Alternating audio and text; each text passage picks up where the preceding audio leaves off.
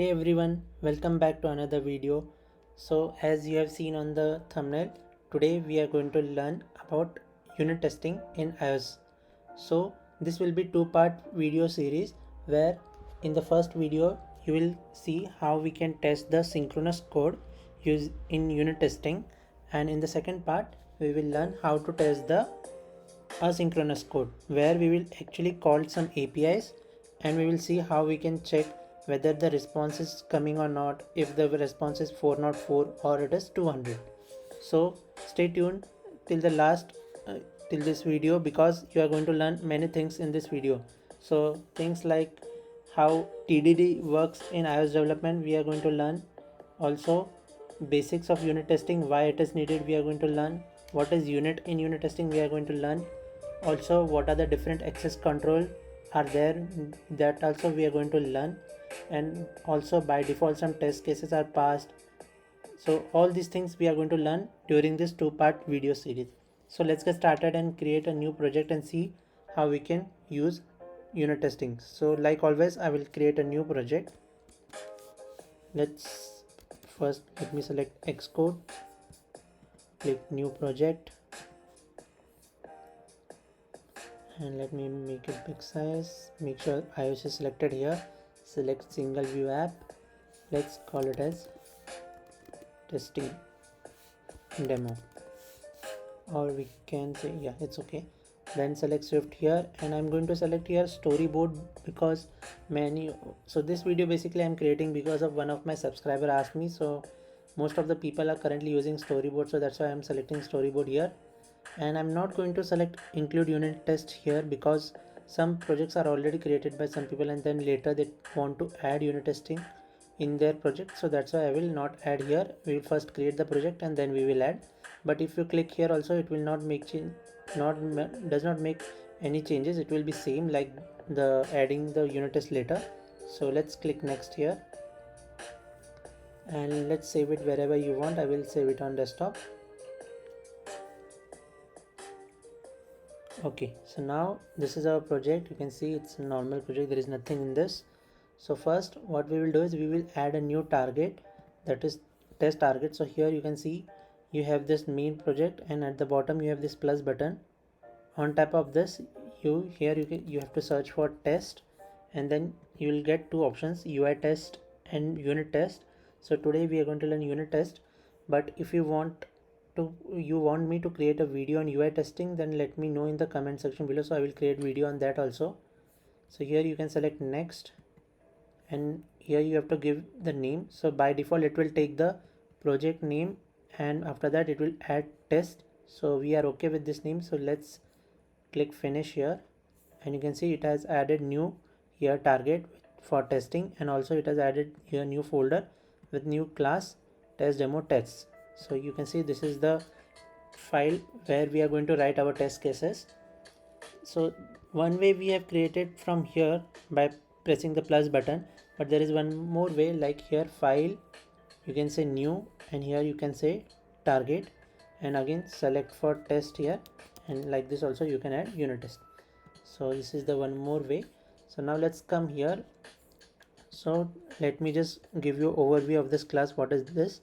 So basically if you want to create a class for testing, you have to inherit the XC test case, where you will get the different methods. Like here you can see setup with error, teardown with error, test example. This is just for you to write if you want to anything right here.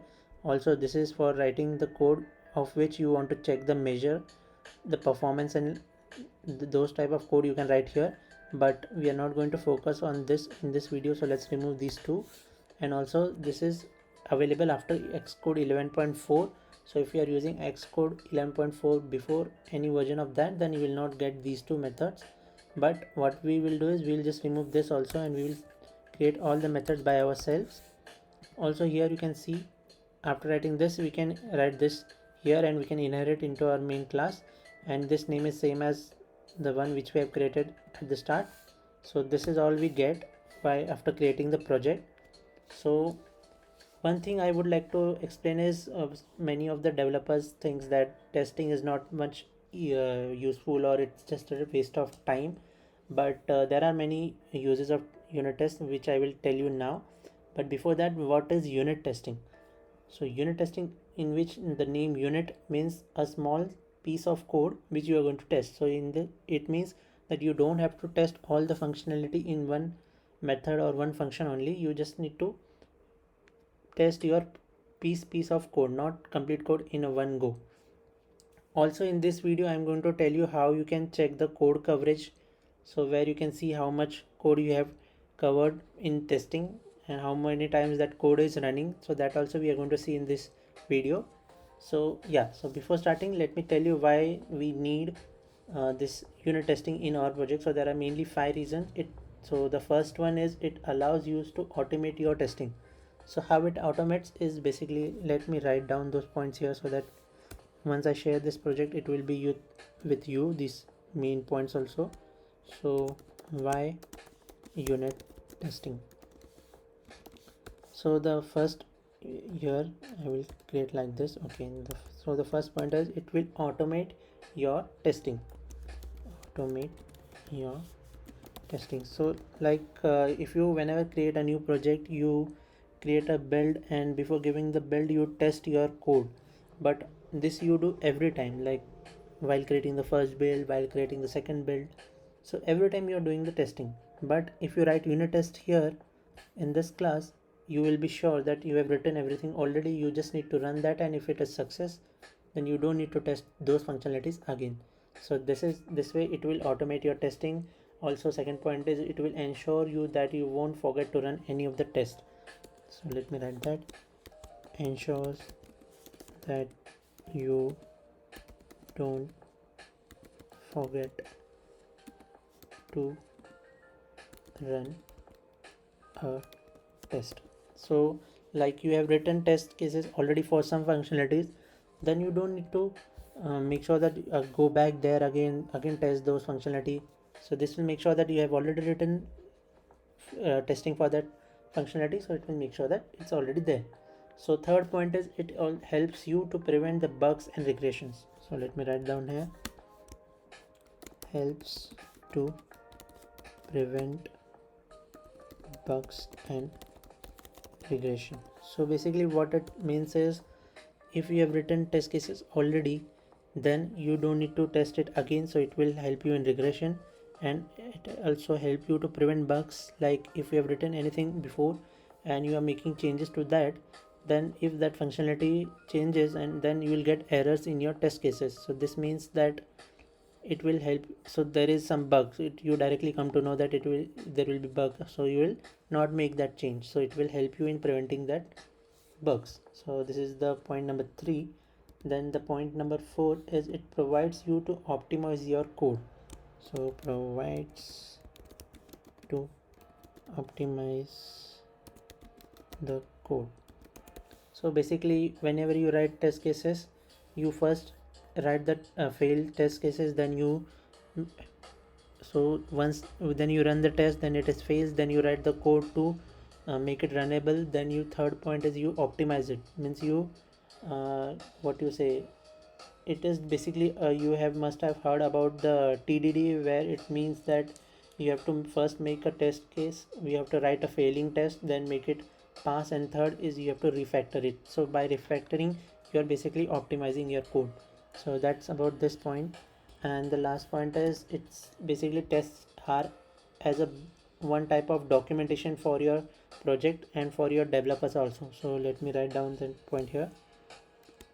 Tests are documentation for developers also. Like for example, if you are writing some functionality here and you have written unit test cases here, then suppose tomorrow one junior developer joins, then he will basically come here in the unit test, and by coming here only he will understand what the functionality and how it should perform and what is everything is happening here. So basically it will act as a documentation for your project. So these 5 main reasons you should basically consider writing test cases, and it is very easy to write those test cases. And after watching today's and tomorrow next video, you will understand everything that how test cases are written in iOS. So after writing these 5 reasons, let's move it little bit down so that we can focus on our main class. Okay, so what we are going to do is we are going to first see how we can test the synchronous code. Excuse me. Okay, so what I'm going to do is I'm going to first explain you that here we are going to create one class, or you can say struct. We can also create a struct. Then let's name it as user, and I'm going to create two fields in this: name, which will be of type string, and then I will create one more field, age, which will be of type integer. And let's create an initializer for this, which will be taking the name, and the second one is age. Okay, and also we need to assign it to self, and the second property is age. So if you have any doubts while watching this video, make sure you ask them in the comment section below. I will be happy to answer that. Okay, so now I've created these two cases here, one struct user here, and now I want to test this. So what I can do is I can come here directly into test, and here what I will do is I will create the user for that. So at the start of the video you have seen that by default this class has created some functions for us, but we are going to create them now instead of using already created. So let's start by that.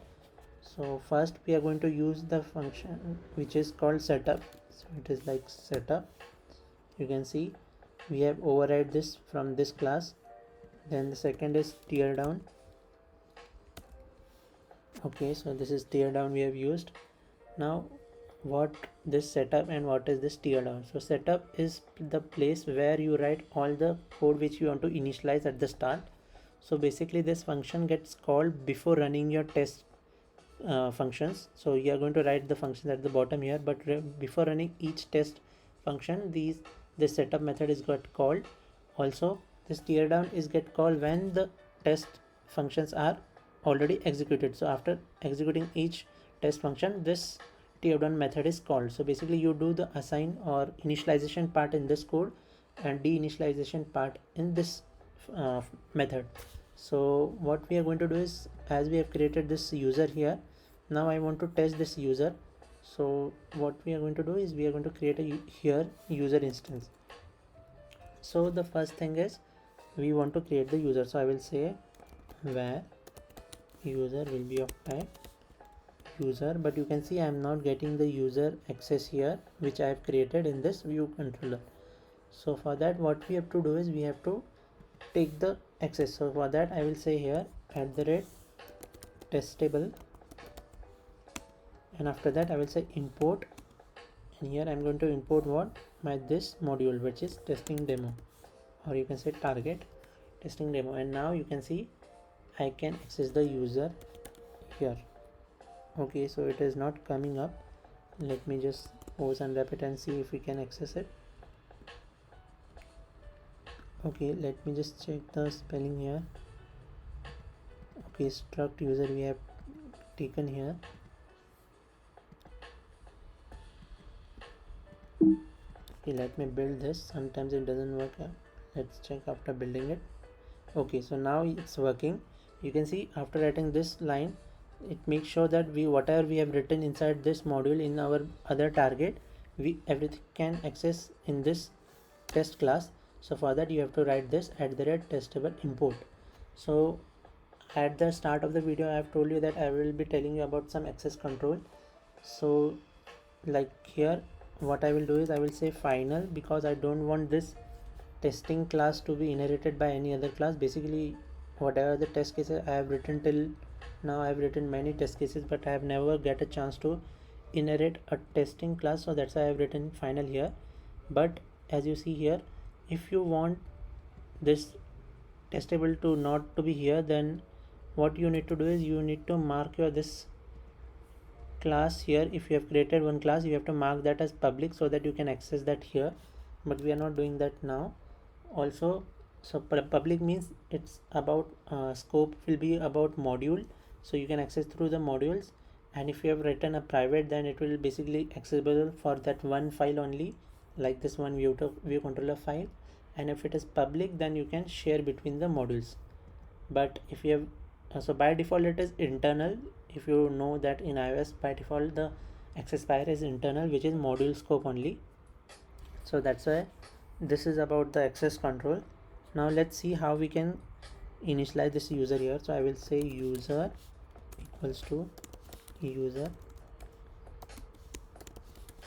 and I will give name and this. So let's give my name as Prashant, and let's give my age as 27, and in the teardown I will say user equals to nil, so that it will deinitialize that memory whatever is assigned to this user type. Sorry. Okay, so now we have our user ready. Now we can start writing our first unit test. So to write a unit test, there is basically one you can say format which you should follow. That is, when you create a function, the name should always start with small t test, and then whatever name you want to give. So basically I've seen many developers, and I also do the same, that whenever you give here, I'm not going to use camel casing, but I will use underscore between that, but it is not compulsory. You can follow any method you like. So I will say test, and then I will say user,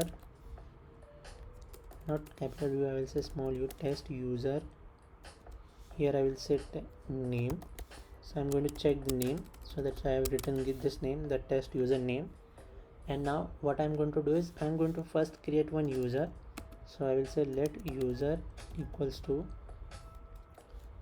not user, I will say my current user equals to, I will say user. In this I will give some name, like let's say Akash, and age is 30, and then I want to compare that this is same as the one we have declared here.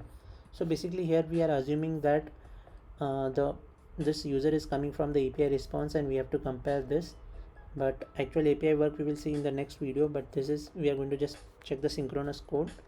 So suppose you are getting this from the database and you are going to compare that.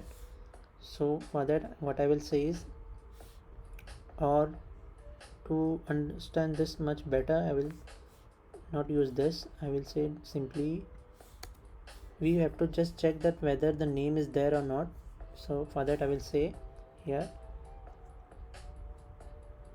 xct assert not nil, and this is basically going to check the one property whether it is true or false, and it will reply accordingly. So this xct is xcode assert statement. So there are multiple assert statement. If you want to see, you can just type like this, xct assert, and you can see here you can check for not nil, you can check for throw whether it is equal. So you have to give two things, and you have to check whether it is equal or not, whether it is nil or not. So whether, so these things we are going to check. So let's check now whether the username we are getting is nil or not. So I will say here first let, not like this, I will say, so I'm not going to check xct nil, I will check xct assert equal, and I'm going to check whether the name coming from this is the one which I'm trying to check. So first I will say here the name which I want to compare it with Akash. So first we will write the test case which should fail. So here I will say let, not here, I will directly say here user dot name. Now we are just checking that name. So okay, now what we have to do is, you can see here diamond shapes, and also if you go here under the test navigator, you can see here also we have written. So this is the function which we have written here, this is the class which we have created, and this is the main target. So if you want to run a single test, you have to click on this diamond button. You can see a play is coming. Also if you want to test the all the test functions which is written inside this class, then you have to click here. And suppose you have created one more class like this, and then you want to test all the functions which are in both the classes, then you have to click on this main test target. So what we will do is we will first click here and let's see if it is working or not. You can see it is running, it is testing. Once it is run, if it is passed, it will give you a tick, otherwise it will give a red cross, and if it is passed, it will give a green tick. So let's see. Basically it should fail because we have given the name as Prashant and we are comparing it with Akash, so it is basically different. Okay, so now our test has run and you can see here xe assert equal failed, that is this because it has compared that Prashant is not equal to Akash. So what I will do is I will say here let's compare to Prashant now and let's see if it is working or not. Okay, there is some problem with my export, so what I will do is I will just close the simulator and run it again. So now let's try to run the whole class test functions. Basically it will run this one.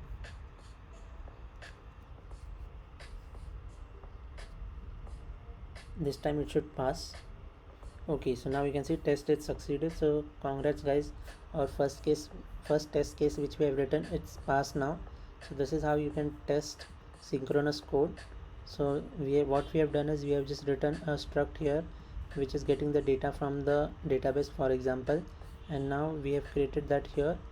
We have written here directly, we have given the data here, but what you can do is you can give or you can call a function and you can get the data inside this and you can test that here. So like this, what you can do is you can write the test functionality for your, like suppose if you want to check the validation, like whether the phone number is valid or your this what you say password is valid or not, phone number, email id is valid or not, you have to check.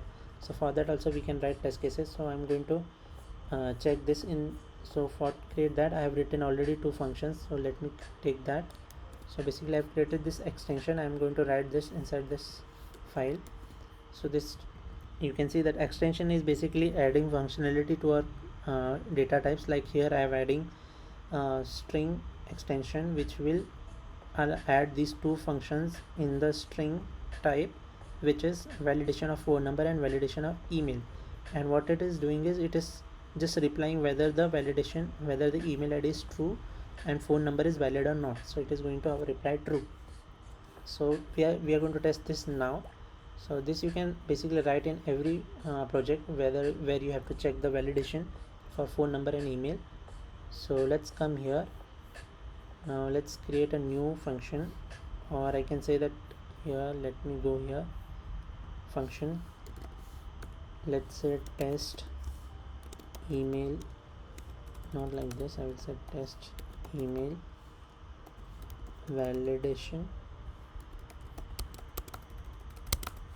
Okay, and inside this what I'm going to do is I'm going to create like this, let status, whether it is true or false it is going to reply me, and inside this I'm going to give one string which is my email id,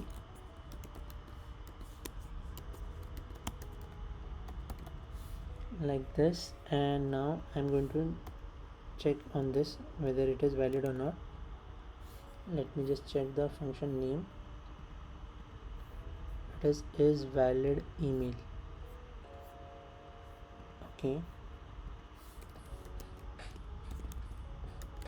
Okay, so it's not coming on this string. Let me check it here like this, let email will be of type string, and then I will say let status equal to email dot is valid string.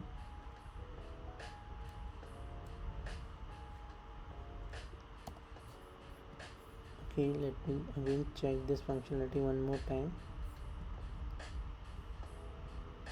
Okay, so it is going to check and it is going to reply as the functionality.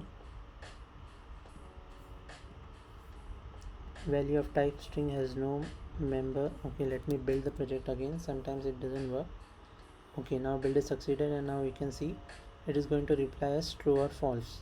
Let me just run it once. Okay, it is running, but somehow this our Xcode is not doing here proper work, but it's okay, we can just check the status in the next line. I will say XCT assert and I want to check whether it is true or false. So let's check whether access are true, and here I want to check the status. So whenever it will reply, if the status is true, it means my email ID is valid, else if it is false, then email ID is not valid. So let's test that. So again, let me just close this because my Xcode is somehow don't run, and now I will just click on this to test only this function. So let's click here.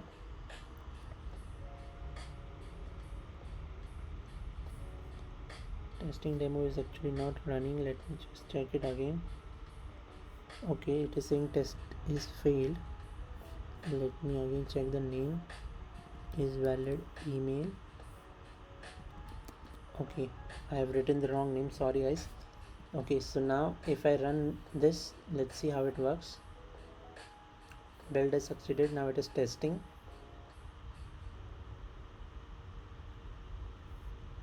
And let's see, test succeeded, and you can see here the tick, it's working.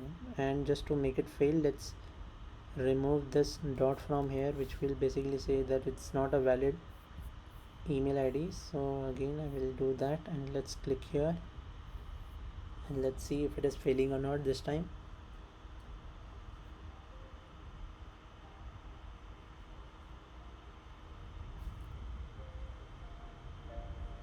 Okay, so this is failing. It means it's working fine, that if you are giving the right email ID, it is succeeding. So same thing we can do for the phone number. So let me just remove these spaces and write the function for the function which will test my phone. Test phone validation. Again here same, first get one phone number. So I will say let phone equals to, let's give anything, 1 2 3 4 5 6 7 8 9 10, and after this I will say let status equals to phone dot is valid phone XCT assert true status. Now let's run the test cases again. You don't need to close the simulator again and again. Here in my case it is actually giving some problem according to the Xcode version, that's why I am doing this. Let's run it again and see. Now I have just only run this, that's why it will give the status for this one only. Whether we've written this right, then also it will not change this because we have not run that test. But here you can see our this valid phone is run successfully and it is passed. But to make it fail, let's give some extra numbers. And now let's run the complete class from here, or you can run it from here also.